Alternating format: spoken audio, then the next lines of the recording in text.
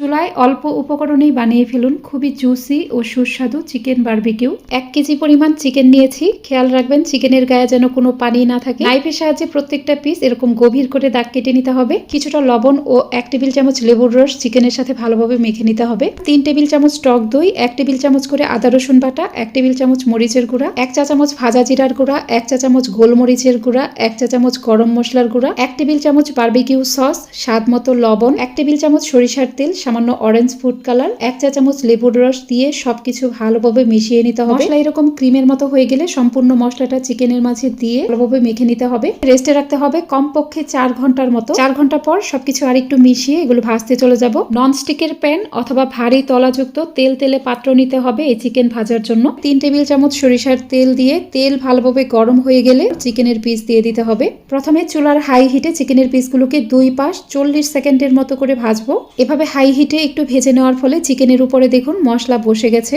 এখন চুলার একদম লো আছে চিকেনগুলোকে 10 মিনিট করে মোট 30 মিনিট ঢেকে রাখবো। 10 মিনিট পর পর এগুলো একটু করে উল্টে পাল্টে দিতে হবে। চিকেন সেদ্ধ হয়ে যাওয়ার পর আর ঢাকবো না। চুলার মিডিয়াম আছে উল্টে পাল্টে এগুলো লাল লাল করে ভেজে নিব। ভাজার সময় উপরে 2 থেকে 3 বার সরিষার তেল ও বারবিকিউ সস ব্রাশ করে দিবেন, তাহলে খুব জুসি হবে। যখন দেখবেন হয়ে গেছে বা পারফেক্ট কালার চলে এসেছে তখন একটা কয়লা এরকম আগুনে পুড়িয়ে কয়লার উপরে একটু ঘি অথবা সরিষার তেল দিয়ে এভাবে ঢেকে রাখবেন।